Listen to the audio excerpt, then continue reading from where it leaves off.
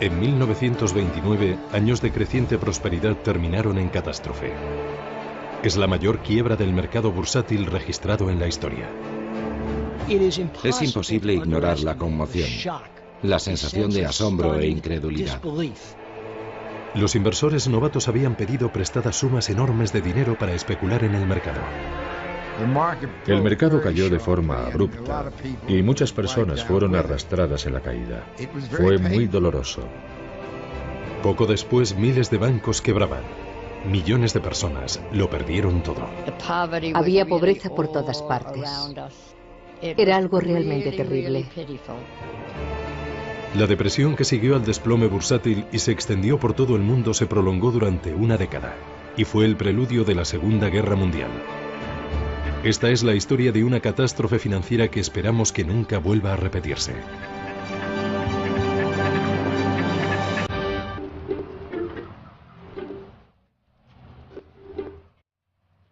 Miércoles 23 de octubre de 1929. Sin previo aviso, el precio de las acciones se derrumba en la bolsa de Nueva York.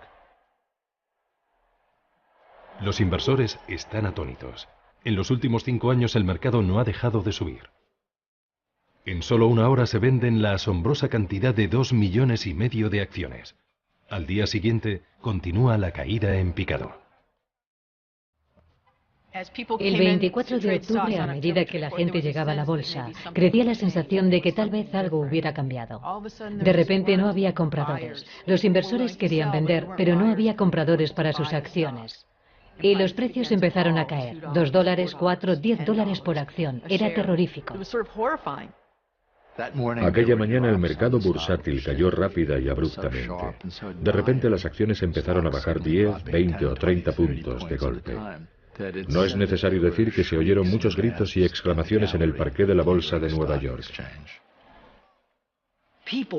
La gente estaba sorprendida por lo que estaba pasando y aterrada.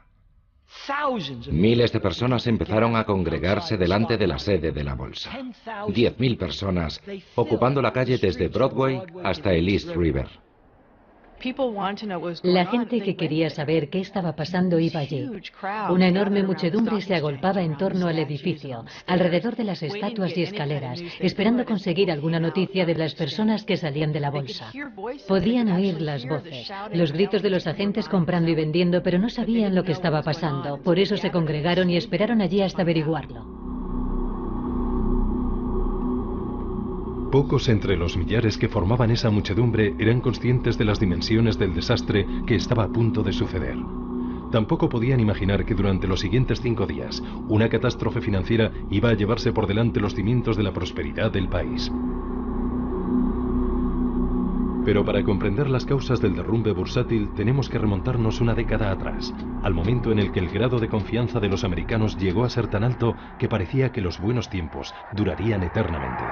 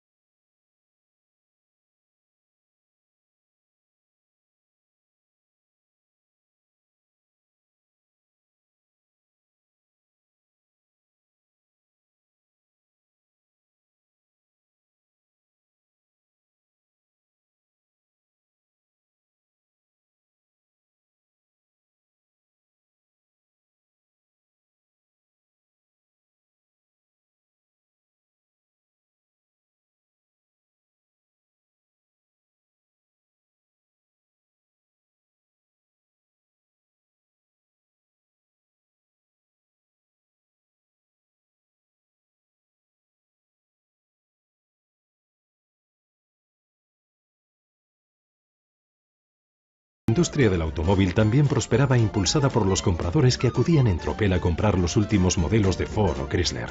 Una era de prosperidad ilimitada parecía haber comenzado. Es el nacimiento de la cultura del consumo y del consumo de masas a una escala jamás vista antes. También aparece la compra a plazos para animar a la gente a adquirir artículos de consumo caros y que puedan comprarlos a crédito. Esta nueva forma de crédito al consumo fue otra de las innovaciones de los años 20. Por primera vez, la idea de compre ahora, pague después llega al gran público. Existe un cierto tipo de cultura del juego que se desarrolla paralelamente y que anima a consumir diciendo: creemos en la satisfacción inmediata. Preocúpese del presente, no se preocupe del futuro. Viva el momento. Era una ideología completamente nueva para una nueva era económica que se basaba en el derecho a ser ricos tan solo por haber nacido en Estados Unidos.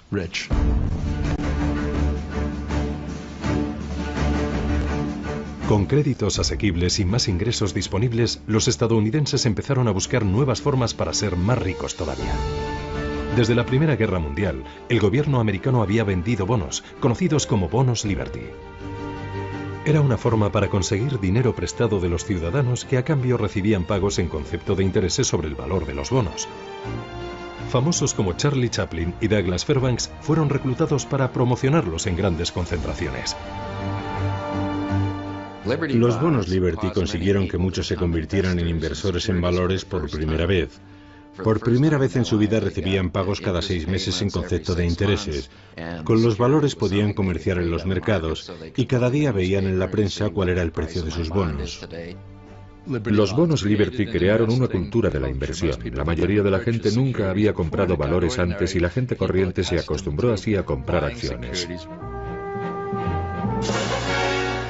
Pero había otro grupo de personas que pensó que podía aprovecharse de esta nueva cultura de la inversión. Los banqueros de Wall Street. Durante muchos años, Wall Street, el centro financiero de Estados Unidos, estuvo formado por un pequeño y elitista grupo de banqueros que hacían negocios entre ellos en una sociedad cerrada para el gran público. Pero un hombre vio una oportunidad que cambiaría el rostro del mundo de las finanzas. Charles Mitchell, presidente de National City Bank, vio un lucrativo vacío en el mercado. Mitchell observó que los inversores habían comprado muchos bonos de los gobiernos durante la Primera Guerra Mundial y pensó, ahora que existe un público inversor, lo que tenemos que hacer es comercializar otros productos, como bonos corporativos y acciones corrientes, y decir a la gente que son inversiones seguras. Mitchell era un auténtico vendedor con grandes ambiciones. Si la gente estaba dispuesta a comprar bonos para financiar al gobierno, seguramente también sentiría la tentación de comprar acciones y participaciones para financiar a compañías privadas que cotizaban en la Bolsa de Valores de Nueva York, consiguiendo así un beneficio en el proceso. Poco a poco, personas que jamás habían soñado con invertir en acciones empezaron a hacerlo, y las acciones perdieron gran parte de su estigma. Históricamente, las acciones siempre habían sido consideradas demasiado arriesgadas para la gente corriente. Pero en los años 20 existía la sensación de que invertir en acciones no solo era seguro, sino también respetable y fiable.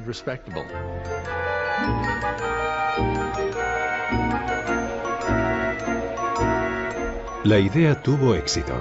Y para explotar este nuevo y lucrativo mercado, Mitchell abrió oficinas de corretaje por todo el país, donde la gente que tenía dinero pero carecía de los conocimientos para invertir en bolsa podía especular en el mercado de valores. La fiebre especuladora afectó a todo tipo de personas, no solo a los profesionales. La gente corriente empezó a invertir en un número sin precedentes en todo el país, no solo en Nueva York, en todas las ciudades, en pequeños pueblos. En todo Estados Unidos la gente estaba enamorada de la bolsa.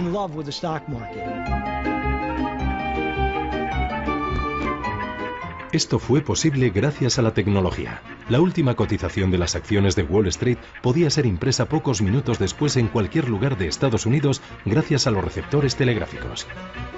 Había receptores en clubes nocturnos, en estaciones de ferrocarril, en salones de belleza, en barcos transatlánticos. El mercado se convirtió en una parte omnipresente de la cultura americana del juego en los años 20. Como, duermo, sueño y hablo de acciones. La única forma que conozco de hacer dinero.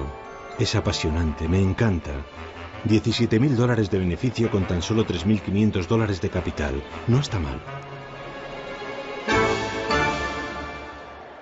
Hubo una especulación salvaje con toda clase de valores, en especial con las compañías cinematográficas, aeronáuticas y automovilísticas. Uno de los valores calientes de los años 20 fue Radio Corporation of America, algo parecido a lo que hoy es Google. Era lo último en tecnología. Pensaron que era posible poner radio a los coches, imagínese. El público inversor americano empezó a relacionar los productos que usaba fabricados por compañías americanas con la idea de puedo comprar acciones de la compañía que fabrica el producto que me gusta.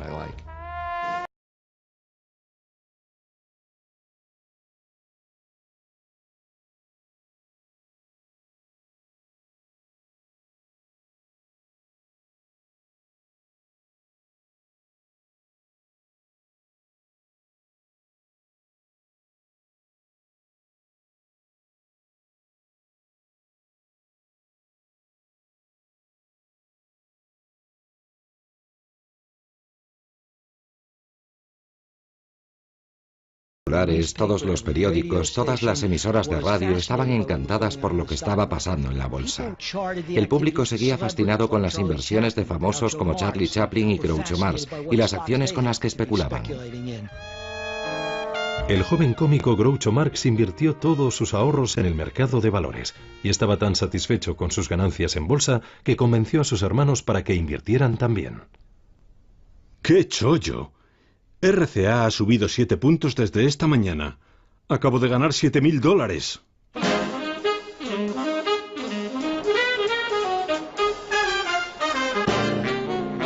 Pero los famosos no fueron los únicos especuladores. Los grandes especuladores de Wall Street se habían convertido en celebridades. Se los consideraba creativos, emprendedores y los creadores de la riqueza de los Estados Unidos. Joseph Kennedy, padre del futuro presidente Kennedy, fue una de esas astutas estrellas de las finanzas de la nueva generación. El público estaba fascinado porque algunos de esos hombres, como Joseph Kennedy, habían salido de la nada, y su rápida ascensión en el mercado era una especie de confirmación para la gente corriente de que tal vez podrían ser uno de ellos algún día. Circulaban historias de que cualquiera, desde botones a barberos, podía ganar dinero fácil en la bolsa. Un limpiabotas de Wall Street, Pat Bologna, fue uno de los que cayeron bajo el influjo de esas historias de mendigo a millonario. Todo el mundo iba a ganar una fortuna. Si vivías en Nueva York, el mercado de valores era el rey. Mi padre tenía probablemente 17 o 18 años. Todos los días lustraba los zapatos de los hombres más importantes de Estados Unidos, hombres como Joseph Kennedy, ejecutivos como Mitchell. Él hablaba con ellos y de alguna manera se convirtió en experto en temas como la Reserva Federal y cosas en las que jamás imaginarías que un limpiabotas pudiera ser experto. Pero él hablaba a diario con las mentes más brillantes de Wall Street y así fue como empezó a invertir en bolsa. La verdad sea dicha, yo aprendí a leer con las páginas de bolsa, porque eso es lo que mi padre hacía. Crecimos con la bolsa. Había bolsa para desayunar y bolsa para cenar cuando él volvía a casa. La bolsa era el mundo. Yo empecé en 1928, porque como muchos jóvenes, quería estar en el sitio en el que todo el mundo estaba ganando mucho dinero. Mi primer trabajo fue de chico de los recados en el parqué de la Bolsa de Valores. Solo tardé una semana o dos en darme cuenta de que la mayor parte del tiempo la gente es codiciosa.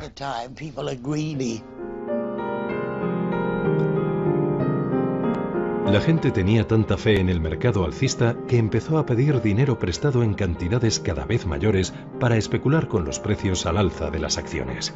Esta forma de adquirir acciones era conocida como compra a crédito.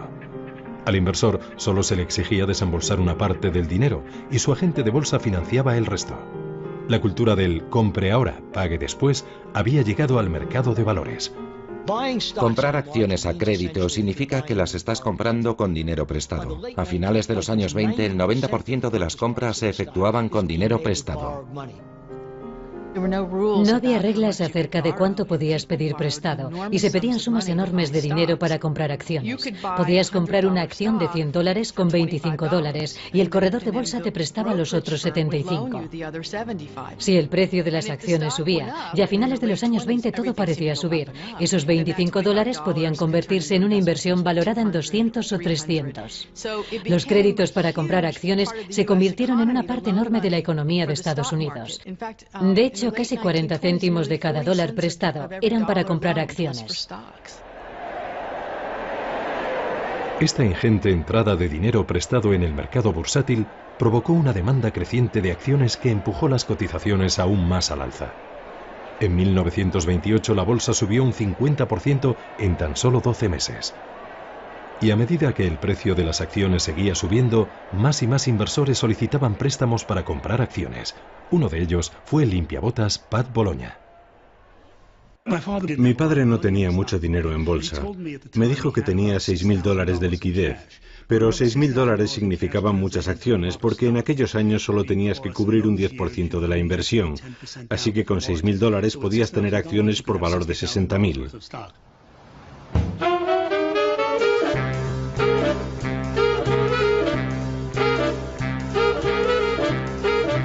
Wall Street estaba hambriento de nuevos clientes. Había un grupo de inversores en potencia que la bolsa siempre había ignorado, pero cuyo dinero ahora quería. Hasta los años 20, las mujeres habían desempeñado un papel muy pequeño en el mercado bursátil, en parte por un simple prejuicio de género. Se las consideraba incapaces de mantener la sangre fría necesaria para especular en el mercado. Pero en los años 20, gracias a su popularización, muchas mujeres se integraron en el mercado bursátil. Los años 20 fueron sin duda un gran momento para las mujeres. Empezaron a ser independientes y a tener su propio dinero. Además, el número de mujeres universitarias aumentó notablemente y al mismo tiempo se sintieron interesadas por el mercado de valores. Para ellas era una forma de tener recursos propios. Una de esas inversoras fue Alice Osten, una neoyorquina pionera de la fotografía. Vivía en Staten Island, justo en la otra orilla, enfrente de Wall Street. Se mudó a esta casa cuando solo tenía un par de meses. Era inteligente y muy aventurera. Cuando cumplió 11 años, le regalaron una cámara que entonces era una nueva invención de la época. Inmediatamente se puso a trabajar. A lo largo del tiempo tendría 8.000 negativos fotográficos de cristal, convirtiéndose en uno de los primeros y más prolíficos fotógrafos americanos. El abuelo de Alice le dejó una herencia que le permitió llevar una vida cómoda. Pero a comienzos de los años 20 empezó a menguar y se sintió tentada por la promesa de dinero fácil y rápido de Wall Street. Cuando Alice Osten descubre que se está quedando sin dinero, se pregunta qué puede hacer. Sus amigos le aconsejan que sea prudente y reduzca sus gastos. Tal vez no viajando a Europa o no comprándose un coche.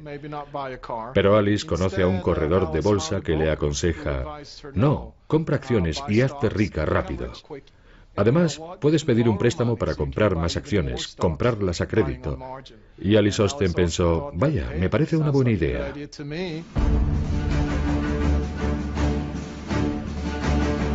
Durante todo el periodo alcista de la bolsa en la década de los 20, el Partido Republicano permaneció en el poder fortalecido por la prosperidad creciente del país. Calvin Coolidge llegó a la presidencia en 1923. Siendo el mismo inversor, guardó un significativo silencio sobre la locura especulativa que reinaba en Wall Street. Calvin Coolidge ejemplifica el temerario e irresponsable laissez-faire, el libre mercado de los años 20. Es famoso por su frase: el negocio de América es el negocio. Fue un periodo de gran prosperidad. El negocio era hacer dinero. Creo que los políticos pensaban: bueno, todo va bien, la economía crece, el mercado se ocupa de todo bastante bien y el trabajo del gobierno es quitarse de en medio.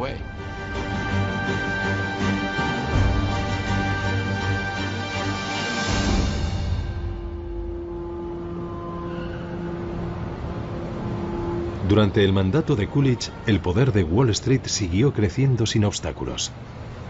Su administración mantenía estrechos vínculos con un grupo de banqueros y financieros, la élite de Wall Street.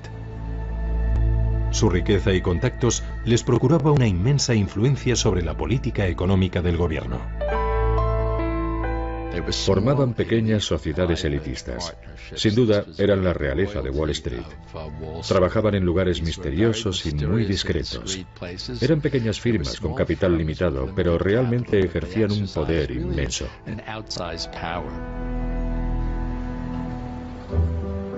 La más prestigiosa entre estas firmas elitistas era el banco JP Morgan. Estratégicamente situado justo enfrente de la bolsa de valores, desempeñaría un papel crucial en los acontecimientos que estaban por llegar. Como socio mayoritario de JP Morgan, Thomas Lamont era el hombre más poderoso de Wall Street. Su influencia llegaba más allá de Nueva York. Lamont y los otros socios de JP Morgan se entrevistaron frecuentemente con los sucesivos presidentes. El abuelo era un hombre muy ocupado. No tenía tiempo, como podían tener otros abuelos, para llevar a su nieto a un partido de béisbol o a pescar y cosas así. El estilo de vida del abuelo era muy elegante, de eso no hay duda. Tenía un yate, el Renard, de 20 metros. Era un yate muy bonito con el que a menudo navegaba río abajo desde su casa en Palisades, viajando por el río Hudson hasta Wall Street, desde donde caminaba hasta el banco. Bajo el liderazgo de Lamont, JP Morgan evita los peores excesos del mercado bursátil. Pero gracias a su estrecha relación con los políticos, la élite financiera consigue mantener la regulación gubernamental sobre Wall Street al mínimo. Los especuladores aficionados, paralizados por el valor creciente de sus inversiones, ignoraban por completo cómo funcionaba realmente Wall Street. Con la escasa supervisión del gobierno, el mercado era soberano y la información privilegiada, su ley. Había mucha manipulación en el mercado, era desenfrenada, no existía absolutamente ningún control. Y cuando Wall Street era muy pequeño e independiente, probablemente estuviera bien. Pero cuando personas como tú y como yo invierten el dinero ganado con su sudor, entonces sí importa. El mercado de valores de los años 20 no era ni justo ni democrático. Era un gran casino manipulado por especuladores profesionales.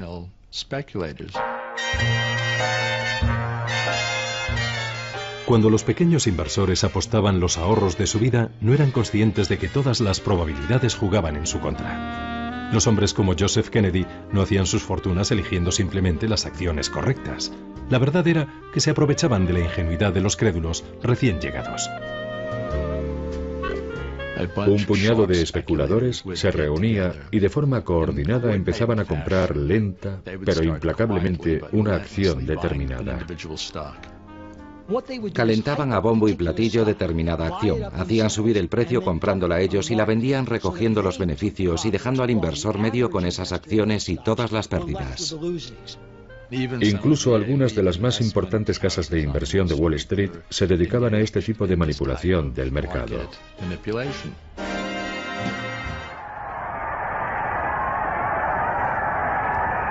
En marzo de 1929 es investido un nuevo presidente republicano, Herbert Hoover.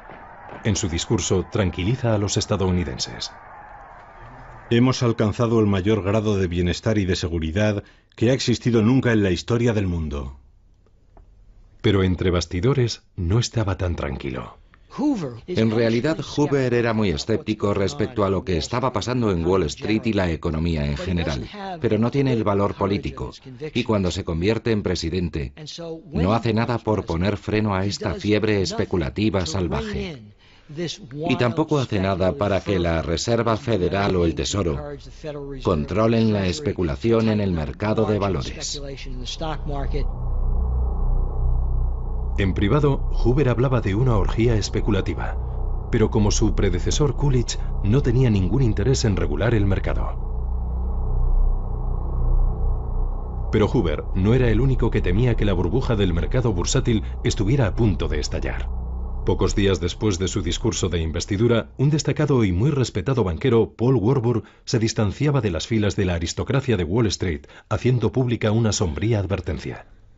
Si permitimos que esta orgía de especulación desenfrenada llegue demasiado lejos, el colapso final provocará sin duda alguna una depresión económica general de todo el país. Mi bisabuelo hizo pública su advertencia en marzo de 1929. De hecho, usó la palabra depresión y le silenciaron. Creo que fue despreciado, como si solo fuera un aguafiestas. Bueno, no, todo va bien. Todo el mundo gana dinero y se divierte en la fiesta. Cuando el mercado es alcista, a la persona que dice, puede que esté sobrevalorado, será mejor que tengáis cuidado, le echan de la fiesta.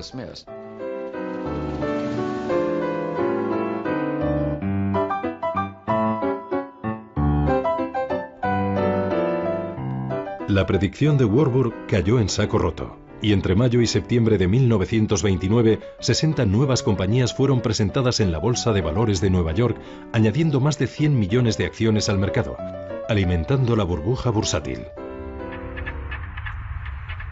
Siempre oyes lo mismo con cada burbuja. Esta vez es diferente. Es un mundo financiero diferente. De hecho, Groucho Marx, que fue uno de esos inversores, fue a ver a su corredor de bolsa y le dijo: oye, no entiendo cómo los precios pueden seguir subiendo. Y el agente le dijo: tienes que comprender que ahora estamos en una economía global. Eso en 1928 o 29. Creo que he oído eso unas cuantas veces desde entonces. Algunos especuladores profesionales sentían que el mercado estaba demasiado caliente. Los más astutos se salieron durante el verano. Un día Joe Kennedy, según los últimos recuerdos de Joe Kennedy, dijo: si el limpiabotas sabe tanto como yo de bolsa, tal vez sea hora de que venda todo.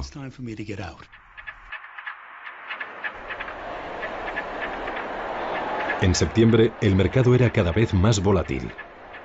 A puerta cerrada, el presidente Hoover reconocía su creciente preocupación. Herbert Hoover siguió consultando a sus amigos de Wall Street, preguntándoles si debía preocuparse, y recibió un informe de Thomas Lamont, el principal accionista de J.P. Morgan & Company. El abuelo le decía en su carta que el mercado se corregiría a sí mismo y que no parecía haber ninguna necesidad de que el gobierno interviniera en él. Lamont tranquilizó a Hoover afirmando que no existía motivo alguno para la preocupación, y el informe finalizaba con la frase: el futuro parece brillante.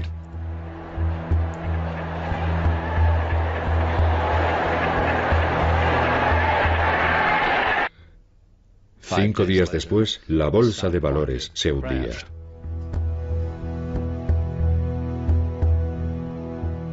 Nadie sabe qué fue lo que provocó la pérdida repentina de confianza al final de la jornada del miércoles 23 de octubre. Pero de repente una brusca caída en las acciones de las compañías automovilísticas provocó un aluvión de órdenes de venta a última hora. Se vendieron millones de acciones bruscamente. Al día siguiente, el gran crack de 1929 comenzaba.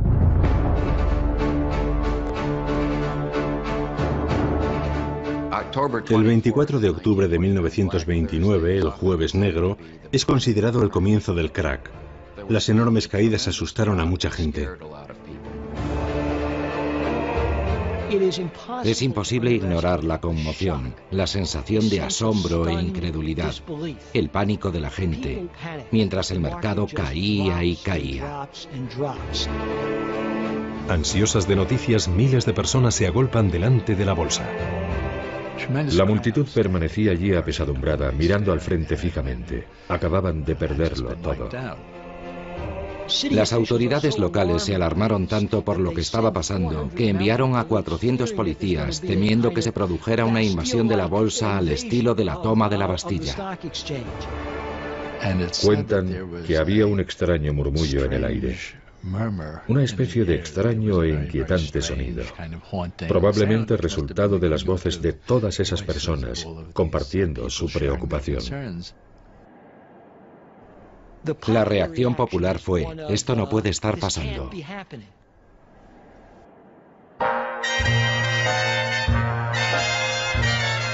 Un británico estaba allí de visita aquel día. Winston Churchill también había invertido gran parte de su dinero en la bolsa americana y había decidido visitarla. Casualmente me encontraba paseando por Wall Street en el peor momento del pánico, cuando un perfecto desconocido que me había reconocido me invitó a entrar en la galería de visitantes de la bolsa. Esperaba encontrarme con un auténtico caos, pero el espectáculo que vieron mis ojos era sorprendentemente de calma y orden. Los 1.200 miembros de la bolsa caminaban de un lado a otro como en una película a cámara lenta de un laborioso hormiguero, ofreciéndose entre ellos gigantescos montones de acciones a un tercio de su antiguo precio.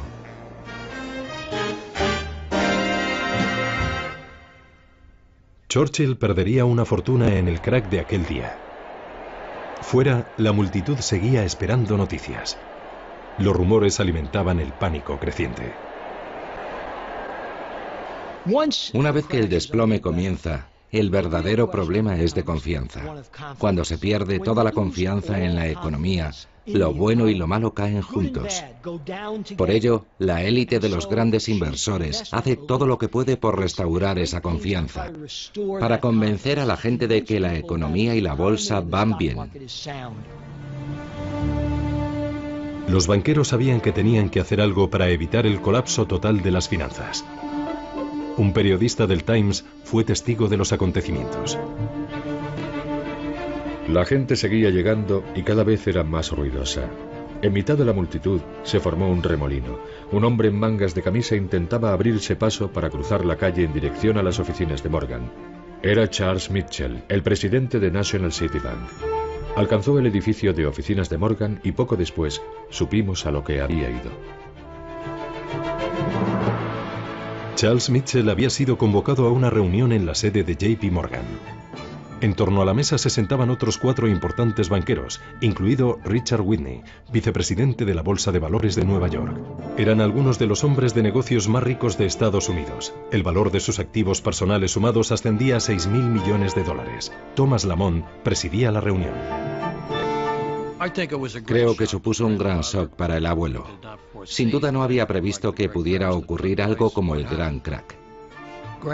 El abuelo convocó una reunión en sus oficinas de Wall Street con algunos de los principales banqueros de la ciudad para organizar un plan que evitara que la bolsa se hundiera. Para ello decidieron crear un fondo de $250 millones. El fondo sería utilizado para mantener una lista de acciones fundamentales. A la hora del almuerzo, Richard Whitney vuelve a atravesar la calle en dirección al edificio de la bolsa. Con la enorme inyección de liquidez de los banqueros, Whitney espera que el mercado se recupere. Whitney se dirigió al mostrador donde se vendían las acciones de US Steel y compró 25.000 acciones a un precio muy superior al que se estaban vendiendo. Y después se dirigió hasta los vendedores de otros grandes valores e hizo compras similares. La idea era restaurar la confianza de todos los inversores en el mercado. Otros grandes titanes de las finanzas de aquella época, incluido John D. Rockefeller, hicieron compras similares con la esperanza de que este acto simbólico invirtiera la tendencia. Y funcionó. Era tal el mágico poder del apellido Whitney y del apellido Morgan que súbitamente la bolsa se dio la vuelta y empezó a subir. La noticia de la reunión ya se había filtrado y los periodistas buscaban desesperadamente información. El abuelo recibió a un grupo de periodistas que se habían reunido en Wall Street delante de sus oficinas.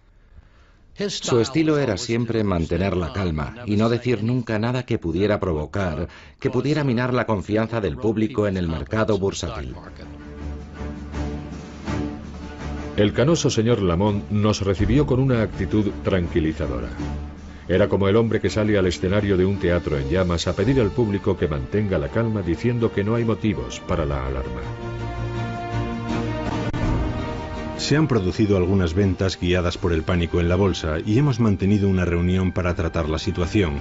Hemos llegado a la conclusión de que no hay firmas en dificultades y que los márgenes se mantienen satisfactoriamente. El abuelo y muchos otros sentían que lo peor había pasado, pero estaban muy equivocados.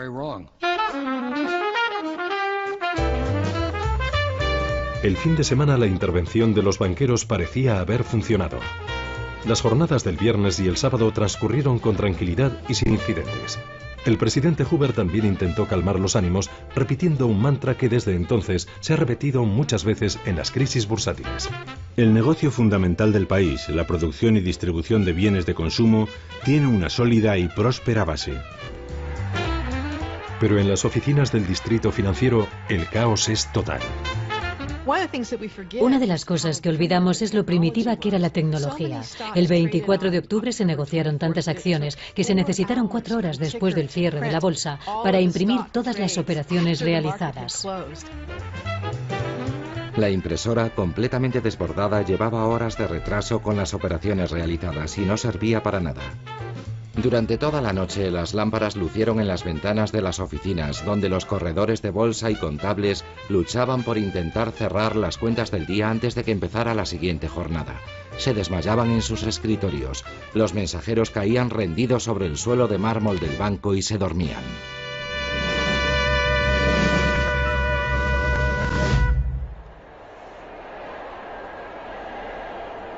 El lunes, agotadas las cintas de las impresoras, los aterrados inversores, desesperados por conocer los últimos precios de las acciones, colapsan las líneas telefónicas entre Nueva York y otras grandes ciudades. Por primera vez, muchos especuladores descubrían el lado negativo del crédito fácil y de la compra a crédito. Un porcentaje significativo de los inversores que compraban acciones en los años 20 lo hacían con dinero prestado. Y por supuesto, lo maravilloso de comprar acciones con dinero prestado es que las ganancias se aceleran y multiplican de una forma tremenda cuando el mercado es alcista. Pero cuando el mercado baja, el mecanismo funciona a la inversa y las pérdidas también se multiplican. Los inversores que solicitaron crédito para comprar acciones ahora tenían que aportar más avales y eso no había pasado mientras el mercado subía. Solo habían invertido $25 por una acción valorada en 100, pero ahora la acción había caído y la sociedad de corretaje bursátil que había hecho esos préstamos empezó a preocuparse de que no se pagaran. Quienes compraron acciones a crédito recibieron llamadas pidiéndoles más dinero o si no sus acciones serían vendidas. Su cuenta necesita $600. En caso de que no recibamos dicha cantidad antes de la 1 del mediodía del martes, todas las acciones de su cuenta serán vendidas. Considérese avisado a tal efecto. Y eso era algo muy complicado. Algunas personas no tenían liquidez que aportar o necesitaban tiempo para hacerlo, pero los corredores estaban tan nerviosos que no podían esperar. Y el lunes la bolsa comenzó a caer a una velocidad aún mayor de la que había caído el jueves. De hecho, se convertiría en una de las peores sesiones de la historia del mercado bursátil estadounidense.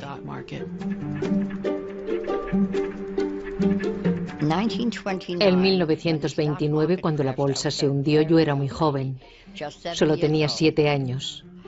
Sin embargo, recuerdo algunos momentos de aquel día con mucha claridad. No teníamos muchas formas para comunicarnos. Y cuando algo extraordinario ocurría, los periódicos sacaban un extra. Así se llamaba, un extra, por 2 céntimos. Y los chicos recorrían con sus gorras las calles gritando, ¡extra, extra! Léalo todo. En casa siempre bajaba alguien y compraba el diario por 2 céntimos para saber lo que había pasado. Así nos enteramos del crack. Aquel día, Vera estaba con una amiga de la familia cuando llegó la noticia de que la tía de la amiga lo había perdido todo. Aquella dama lloraba en silencio. Lloraba en silencio y se retorcía las manos mientras caminaba sin parar de una habitación a otra. Ese es mi recuerdo de aquel día.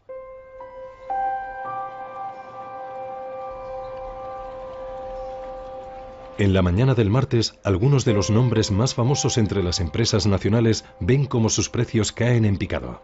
US Steel, Radio, General Motors, acciones que habían sido el símbolo de los años de prosperidad.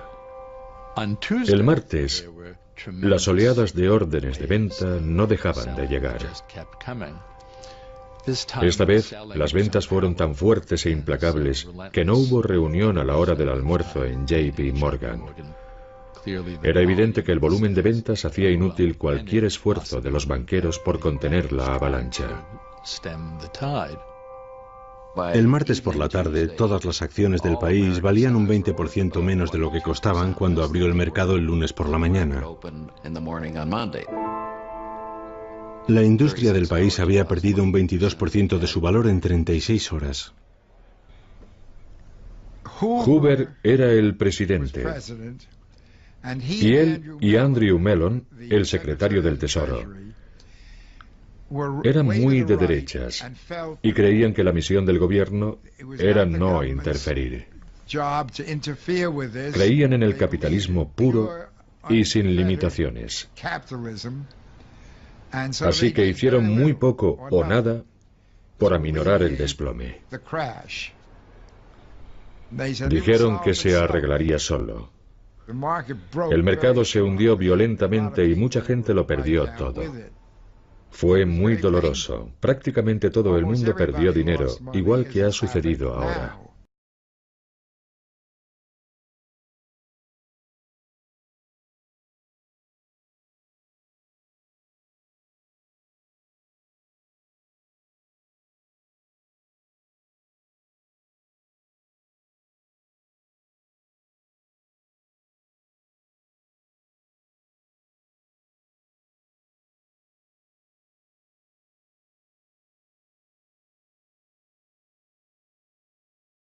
Un humilde final para un beneficio potencial hace apenas 4 meses de casi $100.000.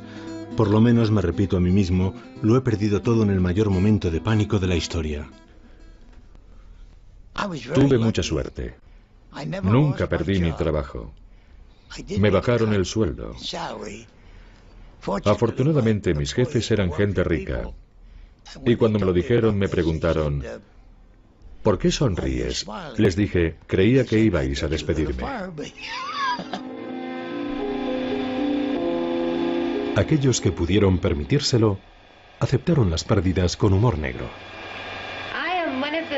Soy una de las ovejitas esquiladas por Wall Street. Cuando era una niña, un mecenas me dejó $1 millón para mi educación musical. Pero a mí me pareció que no podía vivir con las rentas de $1 millón. Así que pedí a todos mis amigos ricos consejos para invertir en bolsa. Ellos me los dieron y perdí mi $1 millón. Ahora lo único que me queda es mi abrigo de chinchilla. A partir de ahora mis manos no volverán a tocar la bolsa. Solo las teclas del piano. Pero si sois tan afortunados de tener $1 millón, conservadlo. Y no juguéis en bolsa. Otro artista que apostó y perdió fue Groucho Marx. Sus temerarias inversiones le costaron todo lo que había ganado. El destino de Alice Osten, la fotógrafa de Staten Island, fue como el de aquellos que se sintieron atraídos por la bolsa, ignorando los riesgos. Básicamente lo perdió todo. En el año 29 y en el 30 sus inversiones desaparecieron. Fue un auténtico shock para Alice Osten. Pienso que ella, como mucha gente, no se lo creía. No podía creérselo. Pensaba que el mercado se recuperaría, que lo único que tenía que hacer era esperar un poco. Y siguió viviendo como si fuera rica. Alice hipotecó su casa, pero no para pagar las facturas, sino porque una vez más quería hacer un lujoso viaje a Europa. Mi padre lo perdió todo. Lo había perdido todo, pero tenía 22 años, así que se lo tomó magnánimamente. Bueno, cuando tienes 22 años no es tan dramático. La gente que le rodeaba eran personas de 50 y 60 años que perdieron los ahorros de toda la vida y que estaban aterrorizadas. No todo el mundo pudo soportar las pérdidas. Aunque se ha exagerado el número de suicidios, a algunos les pareció la única salida. Todos hemos leído historias acerca de Wall Street, de personas que abrían las ventanas de sus despachos y saltaban. Ocurrió en realidad, no es una leyenda urbana, la gente se suicidaba. Personas que habían trabajado 30 y 40 años en Wall Street, que habían amasado fortunas y que en pocos días lo habían perdido todo. Siento no haber podido devolver los 2 libros antes, pero dada la situación actual en el distrito financiero, el trabajo me lo ha impedido. Ayer una mujer saltó desde el tejado de nuestro edificio, 44 pisos, justo delante de nuestra ventana. Vi su cuerpo tirado en la calle y la visión fue tan terrible que me sentí enfermar.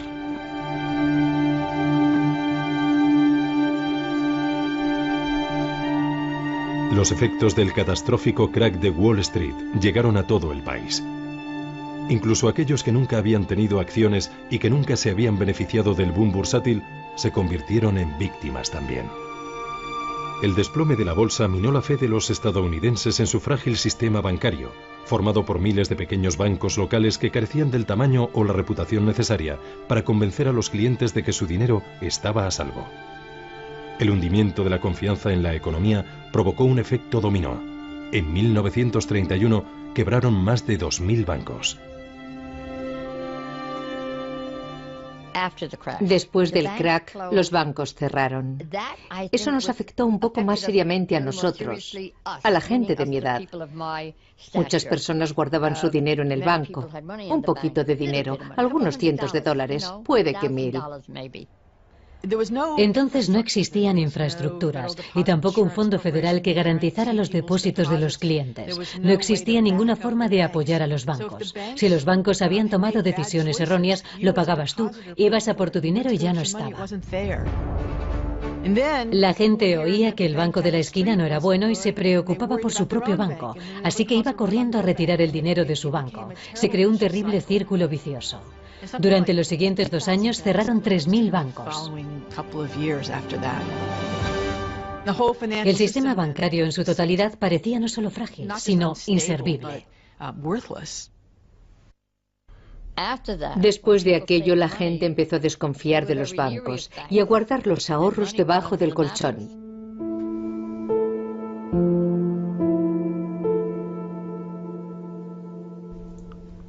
El desplome bursátil de 1929 no creó la Gran Depresión, pero inició una secuencia de acontecimientos que finalmente habrían de culminar en la Gran Depresión.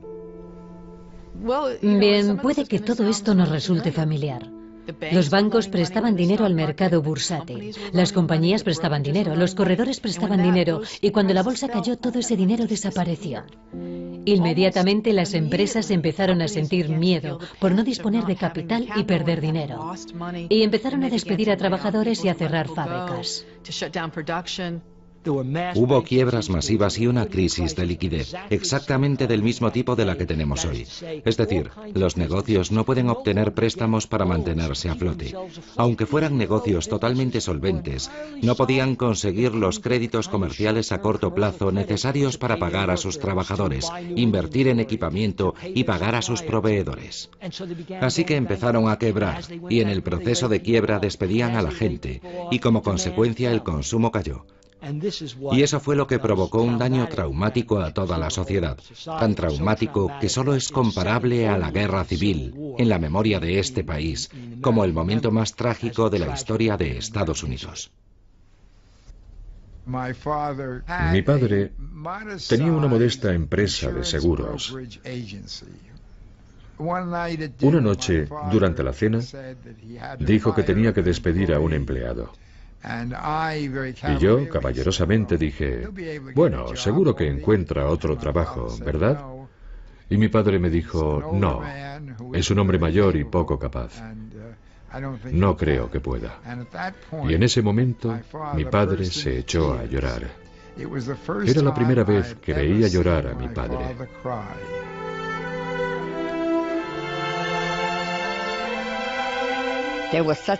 Nuestras vidas y las de todos aquellos que conocíamos cambiaron mucho después del crack.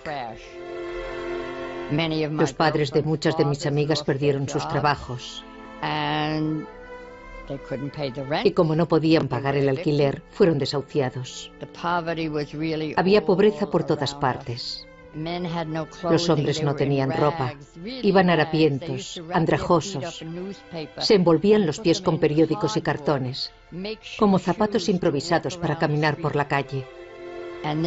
Y cuando ibas a Central Park, te encontrabas con esa zona enorme, un lago abandonado que había sido drenado, y allí hacían pequeñas chozas con cajas de cartones para dormir y pasar la noche.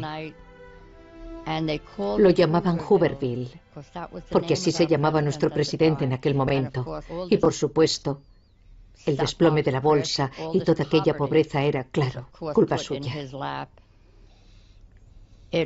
Fue muy doloroso.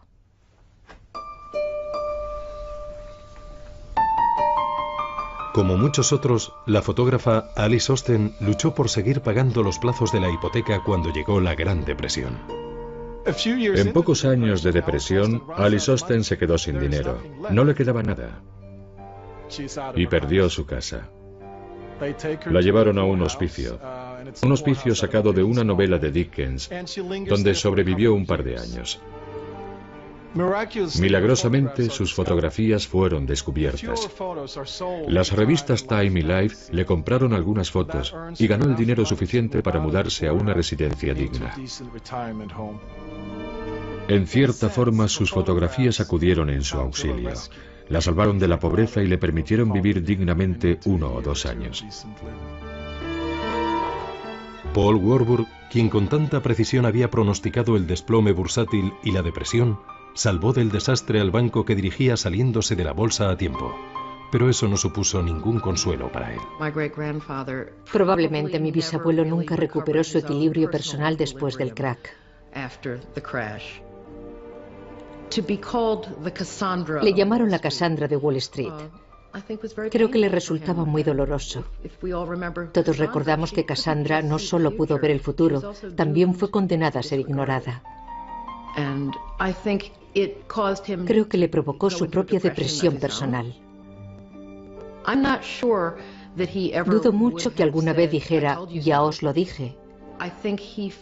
Creo que le parecía muy trágico que la depresión mundial hubiera podido prevenirse o evitarse, o por lo menos reducir su impacto. Y pienso que probablemente eso le condujo a una muerte temprana.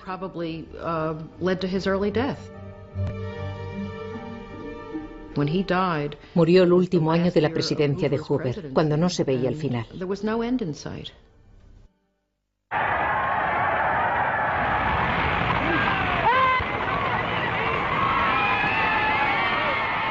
Pero en 1932, 12 años de mandato republicano llegaban a su fin. I, Franklin Delano Roosevelt, do solemnly swear that I will faithfully execute the office of President of the United States. El demócrata Franklin Delano Roosevelt fue elegido presidente en una victoria aplastante. Su primera tarea era restaurar la confianza. The only thing we have to fear is fear itself. Recibido como un salvador, Roosevelt prometió un nuevo compromiso con el pueblo americano y regular el sistema financiero. There must be a strict supervision of all banking and credit and investment. There must be an end to speculation with other people's money. El nuevo presidente actuó rápidamente. Garantizó los depósitos bancarios e introdujo leyes que obligaban a los banqueros a trabajar bajo la supervisión estricta del gobierno.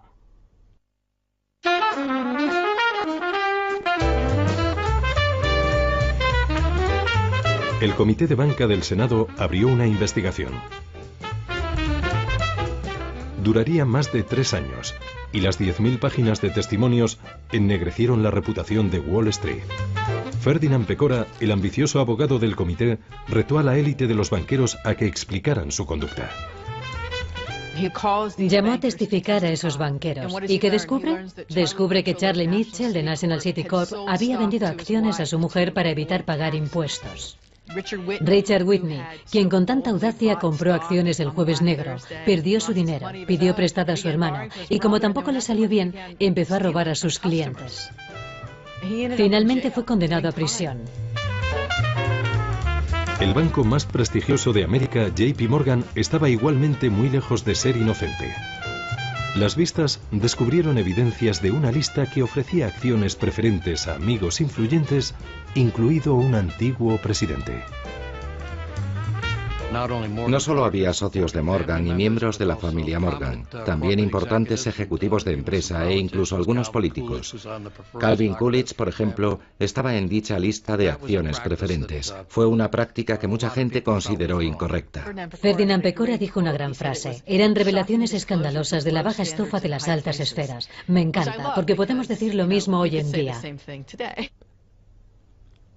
En respuesta al escándalo público ante los negocios sucios de los banqueros, el presidente Roosevelt creó la SEC, la Comisión de Bolsa y Valores de Estados Unidos. Su misión, limpiar Wall Street. Al frente de ella puso a un hombre que sabía más que la mayoría sobre prácticas poco éticas. Cuando el presidente Roosevelt creó la SEC para controlar a Wall Street, nombró a su viejo amigo y seguidor Joe Kennedy como presidente. Es como poner al zorro a vigilar el gallinero.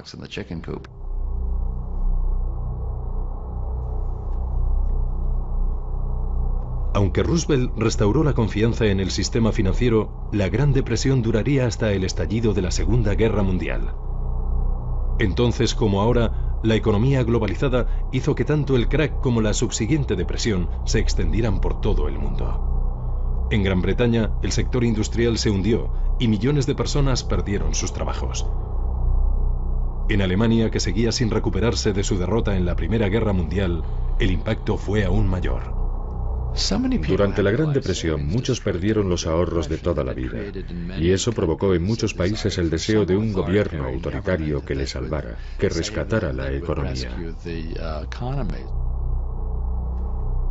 Sin duda, el crack y la posterior depresión fortalecieron a los movimientos anticapitalistas. Los comunistas gobernaban en Rusia y los movimientos fascistas estaban en auge. Mussolini ya había llegado al poder en Italia y la base política de Hitler seguía creciendo en Alemania. El crack de Wall Street y la depresión en el libre mercado capitalista al estilo americano solo sirvió para fortalecer a aquellos que afirmaban que existía una fórmula mejor. Mientras el comunismo y el fascismo prosperaban, muchas naciones levantaron barreras impidiendo el libre comercio y cerrando sus fronteras en un intento por salvar sus economías. El nacionalismo económico condujo a las guerras comerciales y más tarde a la Guerra Mundial.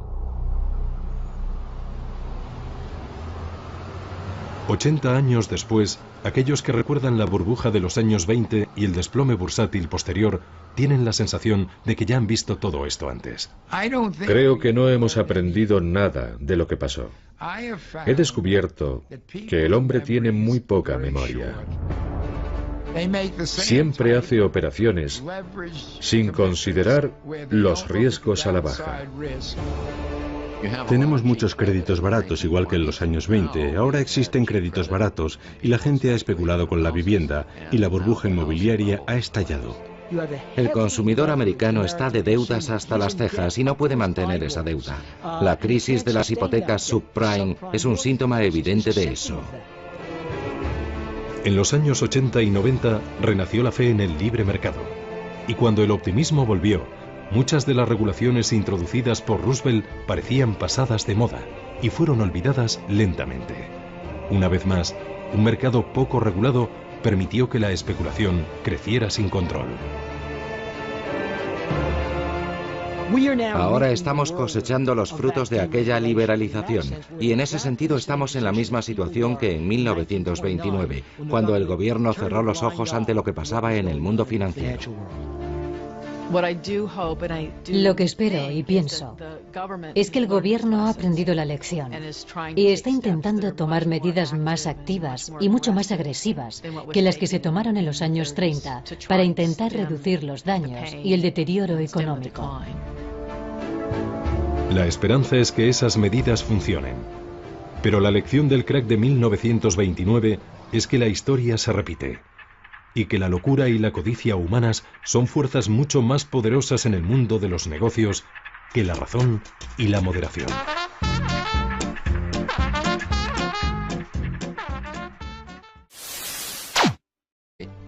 Los bonos Liberty crearon una cultura de la inversión. La mayoría de la gente nunca había comprado valores antes y la gente corriente se acostumbró así a comprar acciones. Pero había otro grupo de personas que pensó que podía aprovecharse de esta nueva cultura de la inversión. Los banqueros de Wall Street. Durante muchos años, Wall Street, el centro financiero de Estados Unidos, estuvo formado por un pequeño y elitista grupo de banqueros que hacían negocios entre ellos en una sociedad cerrada para el gran público. Pero un hombre vio una oportunidad que cambiaría el rostro del mundo de las finanzas. Charles Mitchell, presidente de National City Bank, vio un lucrativo vacío en el mercado. Mitchell observó que los inversores habían comprado muchos bonos de los gobiernos durante la Primera Guerra Mundial y pensó, ahora que existe un público inversor, lo que tenemos que hacer es comercializar otros productos, como bonos corporativos y acciones corrientes, y decir a la gente que son inversiones seguras. Mitchell era un auténtico vendedor con grandes ambiciones. Si la gente estaba dispuesta a comprar bonos para financiar al gobierno, seguramente también sentiría la tentación de comprar acciones y participaciones para financiar a compañías privadas que cotizaban en la Bolsa de Valores de Nueva York, consiguiendo así un beneficio en el proceso. Poco a poco, personas que jamás habían soñado con invertir en acciones empezaron a hacerlo, y las acciones perdieron gran parte de su estigma. Históricamente, las acciones... A la caída en picado. El 24 de octubre, a medida que la gente llegaba a la bolsa, crecía la sensación de que tal vez algo hubiera cambiado. De repente no había compradores. Los inversores querían vender, pero no había compradores para sus acciones. Y los precios empezaron a caer. $2, $4, $10 por acción. Era terrorífico. Aquella mañana el mercado bursátil cayó rápida y abruptamente. De repente las acciones empezaron a bajar 10, 20 o 30 puntos de golpe. No es necesario decir que se oyeron muchos gritos y exclamaciones en el parqué de la bolsa de Nueva York. La gente estaba sorprendida por lo que estaba pasando y aterrada. Miles de personas empezaron a congregarse delante de la sede de la bolsa. 10.000 personas ocupando la calle desde Broadway hasta el East River. La gente que quería saber qué estaba pasando iba allí. Una enorme muchedumbre se agolpaba en torno al edificio, alrededor de las estatuas y escaleras, esperando conseguir alguna noticia de las personas que salían de la bolsa. Podían oír las voces, los gritos de los agentes comprando y vendiendo, pero no sabían lo que estaba pasando. Por eso se congregaron y esperaron allí hasta averiguarlo.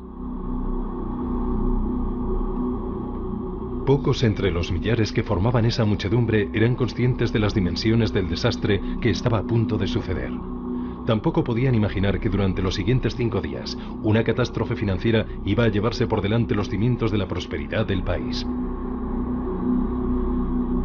Pero para comprender las causas del derrumbe bursátil tenemos que remontarnos una década atrás, al momento en el que el grado de confianza de los americanos llegó a ser tan alto que parecía que los buenos tiempos durarían eternamente.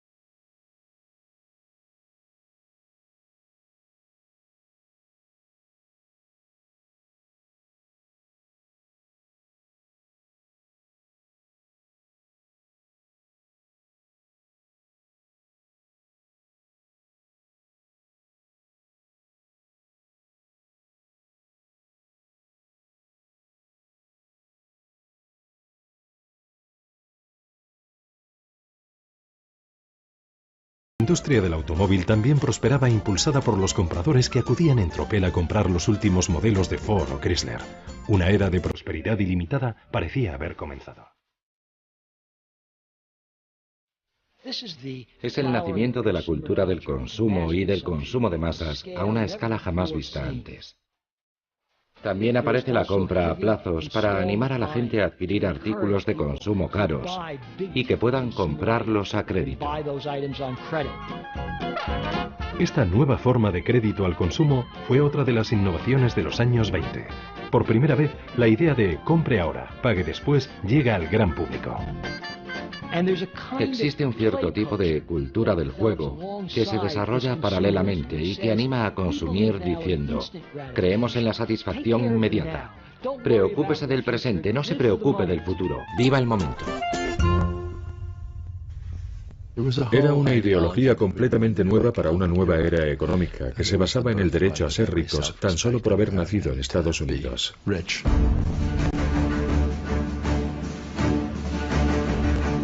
Con créditos asequibles y más ingresos disponibles, los estadounidenses empezaron a buscar nuevas formas para ser más ricos todavía.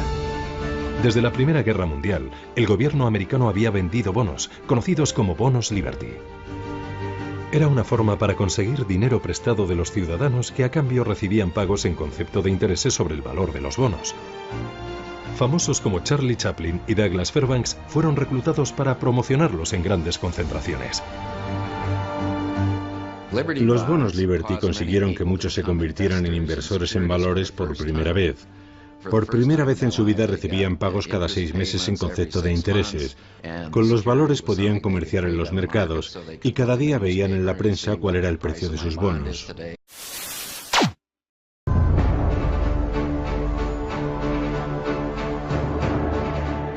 En 1929, años de creciente prosperidad terminaron en catástrofe.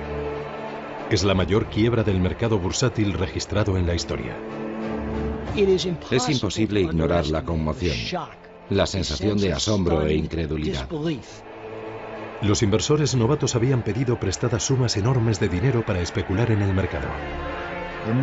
El mercado cayó de forma abrupta y muchas personas fueron arrastradas en la caída. Fue muy doloroso. Poco después, miles de bancos quebraban.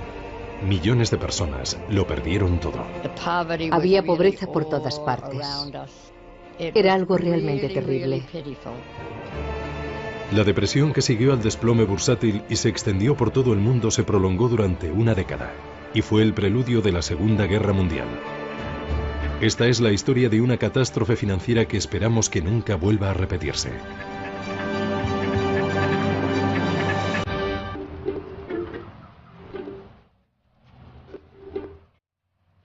Miércoles 23 de octubre de 1929. Sin previo aviso, el precio de las acciones se derrumba en la bolsa de Nueva York. Los inversores están atónitos. En los últimos 5 años el mercado no ha dejado de subir. En solo una hora se venden la asombrosa cantidad de 2,5 millones de acciones. Al día siguiente, continúa.